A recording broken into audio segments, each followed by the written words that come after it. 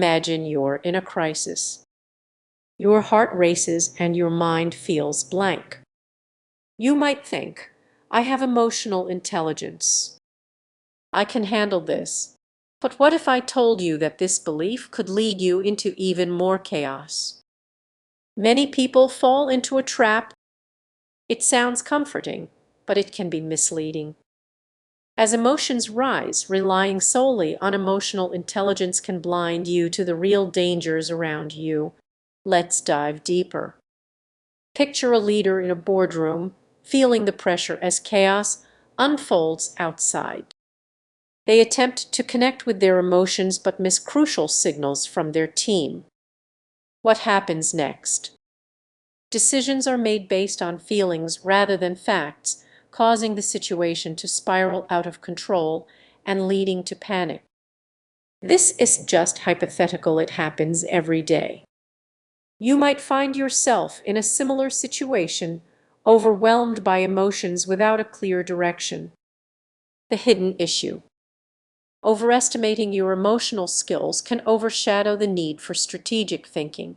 Think about it. When was the last time you faced a crisis and relied solely on your instincts? Perhaps you overlooked important cues around you, like signs of stress in others or inconsistencies in the information available. This kind of oversight can lead to miscommunication. Now let's raise the stakes. Our leader continues trying to connect emotionally with their team, but as tensions rise, Thayer, met with silence, Ivrion is too overwhelmed to respond. Suddenly, the room feels like a pressure cooker ready to explode. The emotional intelligence that was meant to guide them has become a barrier. So, what's the solution? It's not about discarding emotional intelligence, it's about combining it with a keen awareness of your surroundings. You need to balance your feelings with what you observe. Yes, acknowledge your emotions, but also pay attention to the signals around you. As we wrap up, remember this: emotional intelligence is just one tool in your crisis management toolbox. Recognize its power, but don't let it become a crutch. The next time you face uncertainty, challenge yourself to look beyond your feelings. Ask yourself, am I truly aware of what's happening, or am I lost in my emotions? Stay curious and aware, and you'll navigate through chaos much more effectively. What if I told you that emotional intelligence could actually make panic worse? Surprising, right? Many people believe that being emotionally aware means they can handle crises like a pro. But here's the catch: emotional intelligence alone can be a risky misconception. Imagine driving home on a rainy night when suddenly a deer jumps onto the road. Your heart races and you slam on the brakes. In that split second, do you think about your emotions or do you just react? That's the key difference between understanding feelings and managing panic. Most people think they can navigate chaos just by being aware of their emotions, assuming that recognizing fear will help them stay calm. But awareness without action is like knowing how to swim but sinking in deep water. You need both. Picture someone in a high-pressure meeting. They sense the tension rising and know Thayer anxious, but instead of taking a moment to breathe, they dive deeper into the discussion. The room feels suffocating, and their awareness becomes a trap. Panic starts to swirl. This happens more often than you might think.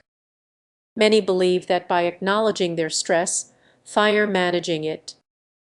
However, emotional intelligence can create a false sense of security, tricking you into thinking you're in control when you might actually be spiraling.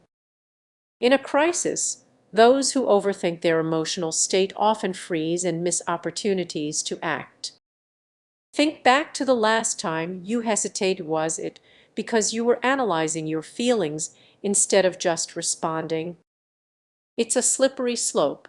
Visualize this: you're in a crowded place when suddenly there's a loud bang. Panic erupts. You know fear is creeping in, but instead of acting, you find yourself caught in a whirlwind of thoughts. Fear paralyzes you, leaving you vulnerable. As that tension builds, what do? It's time to shift gears. Instead of relying solely on your emotional intelligence, tap into your instincts. Your body knows how to respond when your mind is overthinking. So here's the key: practice grounding techniques. When panic hits, focus on your surroundings. What do you see? What do you hear? This helps pull you back to the moment and prevents that emotional spiral. Remember, it's not about dismissing your feelings, it's about balancing awareness with action. Panic can be powerful, but you have the tools to redirect that energy. Next time you find yourself in a tense situation, pause. Breathe. Let your instincts take the lead. Your emotional intelligence might guide you, but don't let it talk you out of taking action. As you reflect on this, consider how often you've relied too heavily on what you feel instead of what you can do. The next time panic strikes, remember it's about more than just understanding your emotions, it's about taking charge and moving forward. If you found this insight valuable, together let's navigate the waters of panic management, one step at a time. Panic speaks a secret language, and most of us aren't fluent in it.